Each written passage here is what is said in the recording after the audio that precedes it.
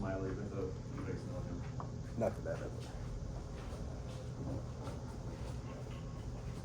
bad. Okay, so Milo is from Silver Springs, Maryland. This is the second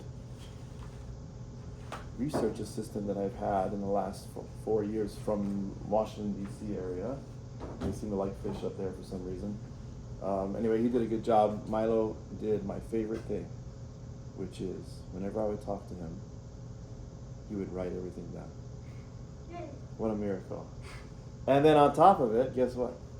He would go do what I told him to do. So yeah, like I have very low needs and desires for a research student. As long as you do that, you're okay with me. And Milo did that and much more, as you're about to find out.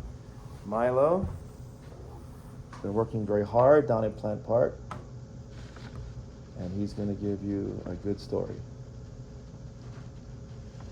Go for it, Milo. As Dr. McCurry just said, my name is Milo. My research is on the spatial ecology of native and invasive fish in the Plant Park stream here on the University of Tampa campus in Hillsborough County, Florida. Plant Park stream is a tributary to the lower Hillsborough River. It's approximately 161 meters long. It contains plants, algae, crustaceans, mollusks, reptiles, and fish, as well as birds, which come in to feed on the organisms that inhabit it. It's spring-fed by a freshwater spring at the top of the creek, and it experiences tidal influences from the lower Hillsborough River up to about Station 3, which bring brackish water and makes it a mini estuary despite only being 160 meters long. And it's an urban stream, so it experiences increased flooding and runoff from the surrounding area. So in this study, we looked at data from 2008 and 2015 and compared it to the data from this year. The initial data in 2008 was collected to understand the fish composition of the stream and try and understand how complex of an ecosystem it was. Around the same time, the Southwest Florida Water Management District, the logos up here, published research that said that the minimum flow of fresh water into the lower Hillsborough River was too low. This was causing the salinity to be higher than it should have been. And this was due to too much water being taken out for things like drinking water, plumbing, agriculture, and just other human water needs. So they increased the flow of fresh water into the lower Hillsborough, which led to a decrease of salinity in both the greater lower Hillsborough River as well as the Plant Park stream. This reduced salinity allowed the mine cichlid, which are pictured here, to move into the lower Hillsborough as well as the Plant Park stream, where they previously were not in 2008. Then a new study occurred in 2015, which looked at how the fish composition of the stream changed since 2008 with this changed salinity. And then this current study aims to analyze fish community structure and their distributional patterns and how they're altered since the mine cichlids arrived 11 years ago. So this is the map of our stations at Plant Park stream. Down here by Station 1, this is the lower Hillsborough River, which pushes water up into the stream. So these 3 stations are our more brackish stations. Up here at Station 6, we have the spring head, which water flows down from here down through the stream. Here are some pictures of our station. This is Station 1. You can see the Hillsborough River over here. There's a pipe about here where water can flow into the station from. This station is extremely tidally influenced. Low tide, this log, it's kind of hard to see, but this log here will be completely exposed, and it's almost impossible to sample when it's low tide. Station 2, this is on the other section of this same section of water. It has a pedestrian bridge with a pipe that water flows through, and this is extremely tidally influenced as well. Both of these stations have high salinity and DO values. And Station 3, this station has a mini waterfall. I think this is one of the most important stations, as this waterfall acts as kind of the divider between the more brackish and fresh water in Plant Park stream. At low tide and moderate tides, this waterfall will be exposed, as you can see in this picture. And then at higher tides, spring tides, or during flooding, there will be water higher than the waterfall like this, so that fish can traverse it, but it still acts as a barrier for salinity. This is Station 4. It has dense vegetation. There's a lot of lily pads. There's palms overhanging it. It's shaded. There's also a tunnel under this next pedestrian bridge, which allows fish to be in a cool, more protected area. So the fish will congregate over here. It's much fresher and it has lower DO values compared to stations 1 to 3. And then this station 5 is shallower and wider. It has occasional vegetation, but the vegetation is trimmed by the University of Tampa landscaping team every 2 to 3 months, so it's not consistently vegetated. And then lastly, we have station 6, which is the spring, which comes up around here. The water that comes up is completely fresh and has almost no oxygen in it as it's coming from underground. This makes it so the fish have to live along the margins around here, and then they'll dive in and like hold their breath so that they don't suffocate in the lack of oxygen to feed.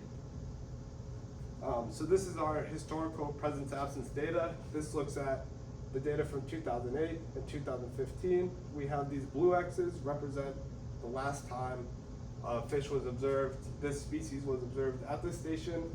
The black X represents that it was consistent the next year that the observation was done.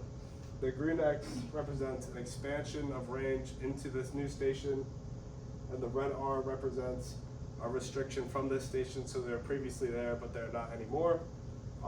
So first, we can see the spotted sea trout and the black-chin tilapia were in the creek in 2008, but when they captured in 2015, they did not observe any of them in the stream. The rainwater killifish and marsh killifish were previously at stations 1 and 3, but were not observed there in 2015. The sheepshead minnow expanded their range to station 6 in 2015. The Gulf killifish, eastern mosquitofish, and sailfin molly remained constant between the years. And then the green swordtails expanded their range into station 3, as well as the Mayan cichlids. This invasive species arrived in stations 1, 2, and 3, and were observed in 2015. And the fat sleeper goby also arrived in 2015. All right, so now that we've looked at what species were present in the past, what did we observe this year during current sampling? We observed the Mayan cichlid, green swordtail, sheepshead minnow, sailfin molly, eastern mosquitofish, Gulf killifish, and rainwater killifish. So first, I'd like to give some background on our non-native species. This is the Mayan cichlid. It's an invasive species native to Central America and Mexico. They feed on crustaceans, gastropods, insects, plant matter, and small fish as juveniles, which is what they are present as here in the plant park stream. They're extremely opportunistic omnivores though, so they will eat almost anything they can fit in their mouths. They're euryhaline freshwater fish, so they are originally fresh, but they can reside in brackish water. And then they exhibit aggressive and territorial behaviors, which is even more apparent during the breeding season. Also, relative to other fish in the stream, they are larger bodied, and they have a size advantage. This is the other non-native fish, is the green swordtail. Those are introduced species, so we don't know of any direct negative effects of them, but they are one of the only observed populations in all of Florida is present in the plant park stream. We believe they're introduced from the fountain in front of Plant Hall, which uses them as an ornamental fish alongside the koi fish, but we don't have direct evidence of that. They're native from Honduras to Mexico. They have a diet of mainly algae alongside small insects and detritus. They're stenohaline, so exclusively freshwater, and they're small-bodied species. Now to look at some of our native species. Here we have the sheepshead minnow, which is a euryhaline small-bodied species with a diet containing detritus, microalgae, crustaceans, and small invertebrates. We have our eastern mosquitofish, which is a euryhaline small-bodied species. They eat a lot of mosquito pupae, like their name implies, but they also eat other insect larvae, as well as zooplankton and fish eggs. And then we have the sailfin molly, which is a euryhaline small-bodied species that eat mainly algae, detritus, and small vertebrates like crustaceans and insects. For more of our native species, we have the Gulf killifish. This is a highly omnivorous species similar to the Mayan cichlid. They consume mainly small fish, crustaceans, mollusks, plant matter, and detritus. They are an estuarine species, so they can only reside in the more brackish water. They can't survive in the more fresh water in the creek. And like I mentioned, they fill a similar niche to the Mayan cichlid, apart from the difference in salinity tolerance in their native. The rainwater killifish is a small-bodied euryhaline species, and their diet consists of small crustaceans, small mollusks, and invertebrate larvae. All right, so what are our hypotheses? So So our null hypothesis is that there's been no change in species composition and distribution of the fish communities in Plant Park Stream over the last 11 years. And our alternative hypothesis is that there has been change in species composition and distribution. So our methods, 2 wire traps which are baited with great value white bread were placed weekly or bi-weekly depending on what Delaney, my research partner, and I's schedules allowed sampling at each station. And the station 1, when it was low tide, we were unable to sample there. But other than that, we were able to sample at all the stations consistently. We pulled the traps when we observed fish leaving or stopping to frenzy around the bread, and then we put them in a bucket, individually count them and identify them, sex them if possible, and then record those numbers. We also took, with these tools, we took DO, temperature, salinity, and pH, which I did not incorporate into this study, but my partner Delaney will be incorporating this into our analysis of Plant Park Stream next fall. All right, so this is our results and discussion, our comparison to historical data. We decided to reject our null hypothesis due to changes in community structure and distributional patterns over the last 11 years. This table looks very similar to the one I showed earlier, but it's now, instead of 2008, it's 2015 and 2026. We can see that in 2015, we captured marsh killifish, frillfin goby, and fat sleeper goby, but they're absent in our study this year. We also see restriction of the green swordtail populations and the sheep's head minnow populations, as well as expansions in the Mayan cichlids from stations 1 to 3 to now they're 1 to 6, as well as sheep's head minnows now at station 3, and rainwater killifish are now at 3 and 5. All right, so next we're looking at the catch per unit effort data. This was calculated by taking the number of fish in each trap and dividing it by the minutes the trap was in the water to give us a rough proportion of the amount of fish present at each station and what type of fish they were. So this is looking at station 1, which was our extremely tidally influenced station at the mouth of the stream. So first, as I noted earlier, we did not capture any rainwater killifish or frillfin goby at this station. They were observed in 2015, but we did not capture them this time. The Gulf killifish and Mayan cichlid are both extremely present and appear to dominate this station. And we can conclude that they are able to coexist in this brackish habitat. The eastern mosquito fish, sailfin molly, and sheep's head minnow were captured rarely, as you can see by their extremely low catch per unit effort values. And it indicates that they're potentially impacted by the larger bodied Mayan cichlid who could compete with them for food, space, or directly predate on them. And this suggests an alteration in fish community and distributional patterns. All right, so next we're looking at station 2, where the biggest difference is the absence of this marsh killifish. Excuse me. So this is station 2, is the other side of that little body of water before the first pedestrian bridge. It's also tidally influenced, but there's still water in it. It's saline still. It's right here on the map. The marsh killifish was previously observed in 2015, but we did not observe it this time. It's interesting to note that the marsh killifish and Gulf killifish fill the same niche food-wise. They eat almost the exact same stuff, but the main difference between them is their size, so that the Gulf killifish still being present while the marsh killifish are absent suggests that maybe the Mayan cichlid is negatively impacting them. All right, so again, we can see that the Mayan cichlid and Gulf killifish populations are able to coexist in this more brackish water, and they dominate the remainder of the species. The sailfin molly, sheep's head minnow, and eastern mosquito fish were prevalent in caught rarely and seem to be impacted by the larger bodied Mayan cichlid, as I mentioned earlier. And this indicates an alteration in Plant Park Stream fish communities and distributional patterns of the fish. All right, so now we're on to station 3. You can see from 2008 to 2015, rainwater killifish and marsh killifish were restricted here. The green swordtails arrived, and the Mayan cichlids and fat sleeper goby arrived. And then over here this year, we have the sheep's head minnow and rainwater killifish expanded back into their range, or the rainwater killifish expanded back, the sheepshead minnow expanded up the stream into Station 3, and then the green swordtail got restricted from Station 3. Alright, so as I just, we're in Station 3, this is the station with the waterfall, which kind of acts as the barrier between the more brackish and fresh water. We're on the brackish side, and we saw now the fat sleeper goby and the green swordtail are now absent from this station despite being previously observed, or we did not capture any of them despite observation in 2015. The Mayan cichlids are now completely dominant relative to everything else at this station. This is most likely due to the Gulf killifish needing the more brackish water, and at this point in the stream, the water is starting to get a lot more fresh. So the Gulf killifish are no longer as successful here.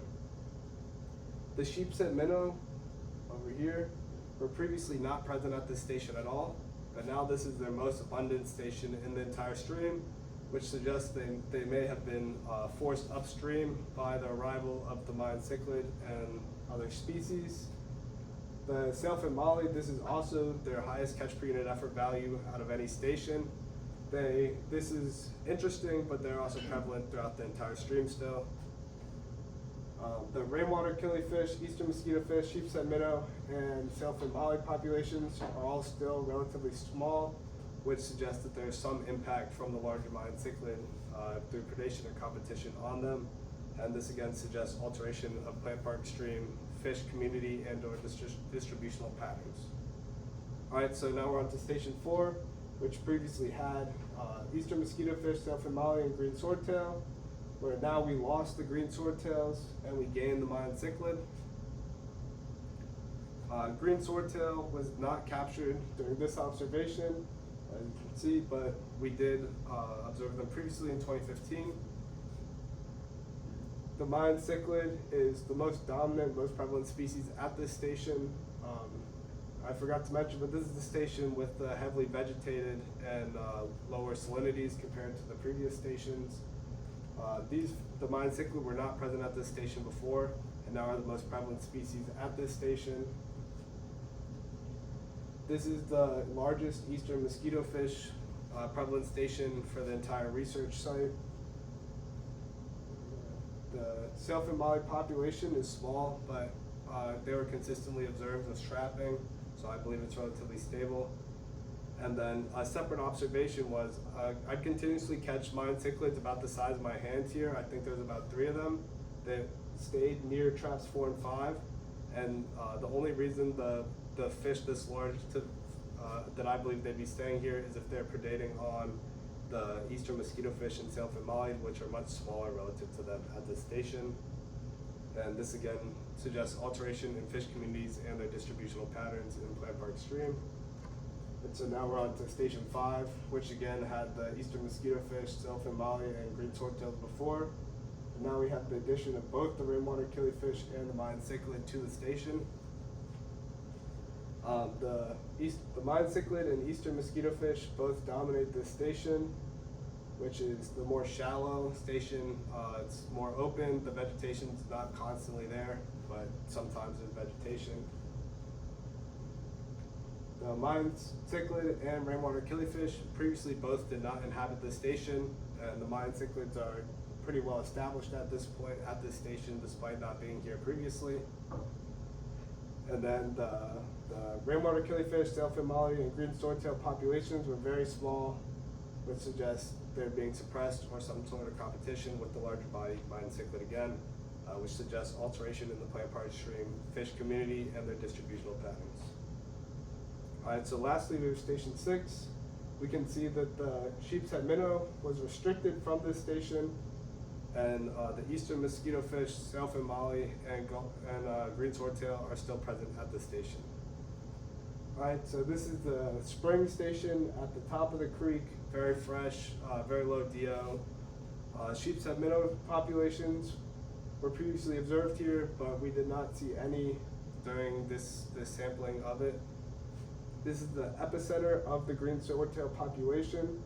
If you look at the prevalence of them at the last station, they're previously all the way up to Station 3, and now we see almost none of them at Station 5, and they're almost all trapped at Station 6, which suggests they've been constricted upstream due to predation or competition with most likely the Mayan cichlid. And then we have the eastern mosquito fish and sailfin molly populations are smaller than the green swordtail, but they're consistently observed. When we pulled traps, we'd often catch almost entirely green swordtail and then one or two of each of these species each time. So they did have populations present, even if they're in smaller numbers. This again suggested alteration in the fish community and their distributional patterns in the plant park stream.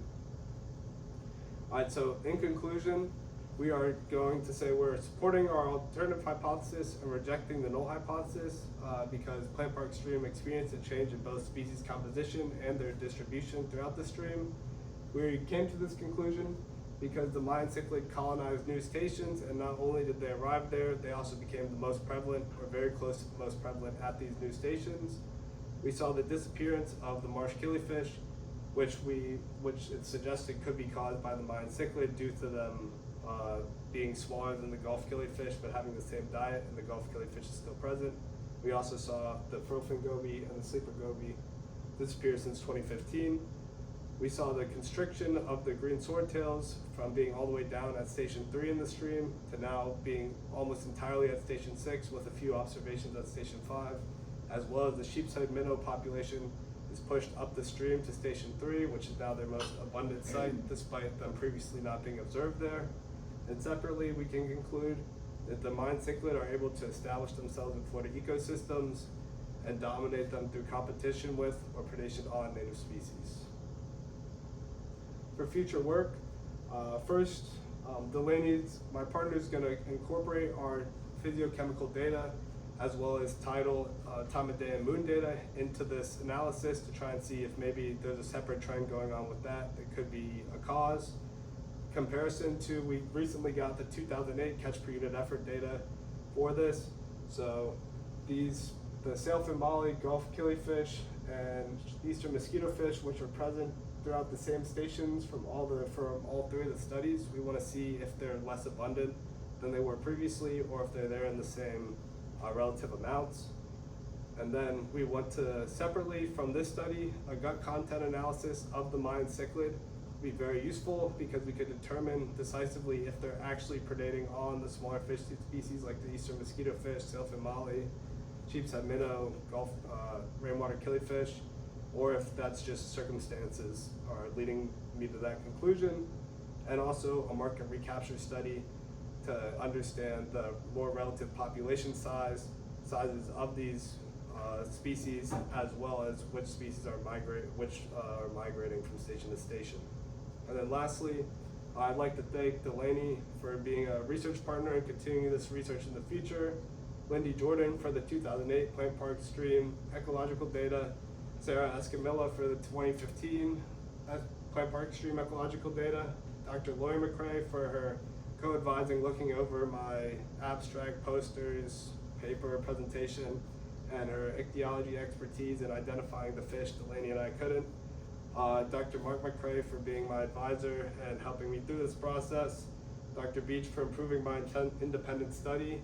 Dr. Mears for letting me use his lab for practice when this lab was occupied, and the University of Tampa Biology Department for equipment and facilities. All right, my citations, if anyone's interested, I can send them. Thank you.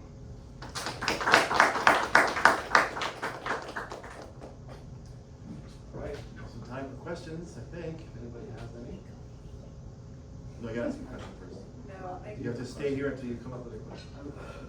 Yep.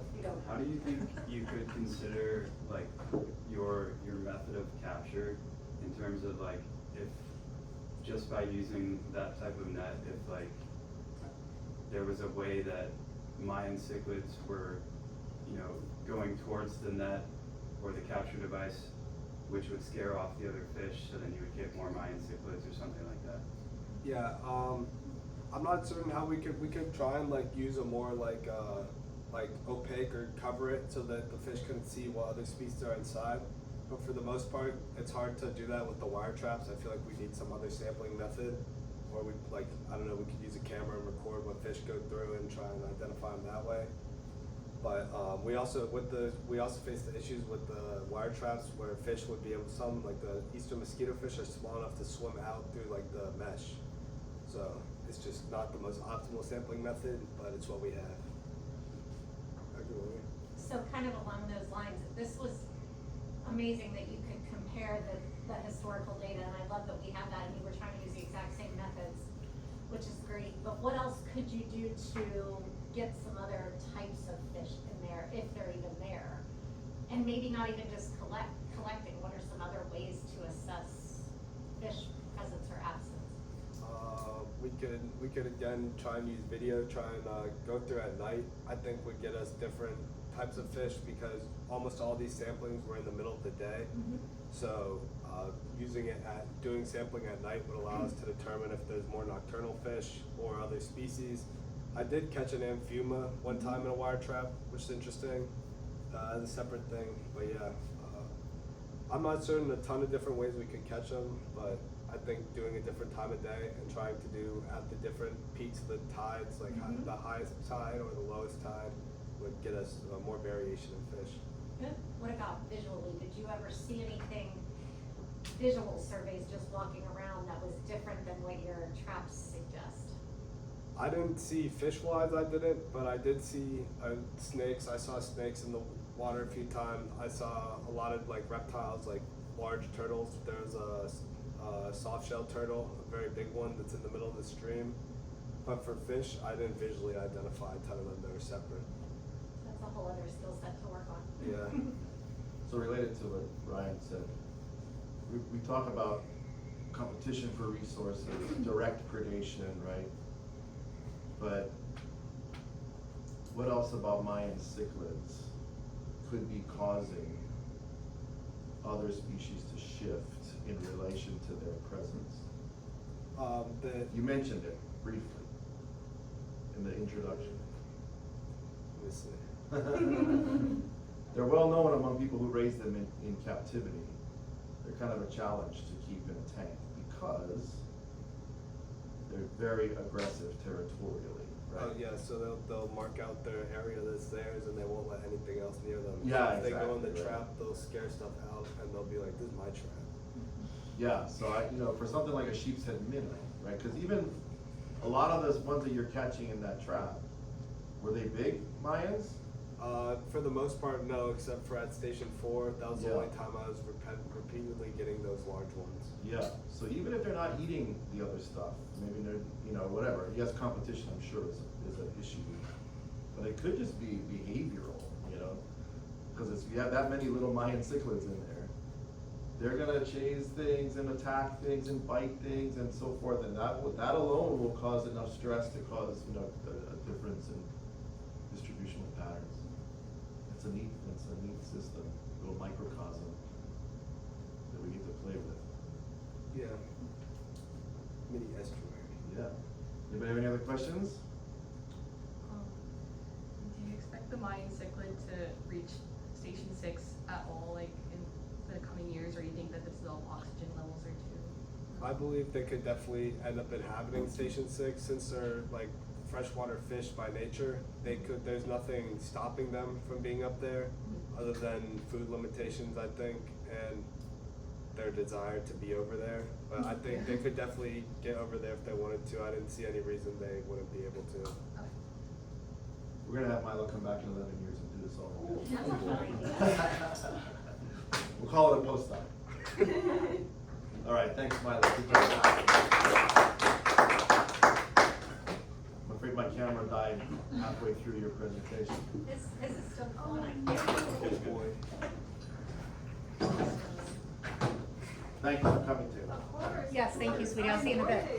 Yeah, I'm Milo's roommate. Yeah, all right. You did good. You did good. You must be a good roommate. Oh, great. That was really good. Yeah. I got a little lost in the middle of it for a second. Thank you, darling. Appreciate you coming. From summer That one. was really good. Yeah, I could see that you quickly incorporated suggestions yeah, if you and can changes. come in on Tuesday morning. Yeah. Yeah, I was trying. I got them added by like 9 this morning, and I was trying to figure out how to say it I'll like differently. tell you That what was time. good. I'm like landing on Oh, Conway, you can but look I up like come there. I here. think that's our extra Okay, so charge. what I for might the have to do laptop. is This just is leave my it. chart. That's yours, You have okay. this one. Whatever this Yeah, was, I'll that's plug fine. my accident. Good. Yeah, okay. And then I know like the labels are here. All right. And I think I need the code for the collection room. Are you done? I have to revise my paper 14, for this, 17. but then other than that, I'm done. Wonderful. Very So no more exciting. 10, 17,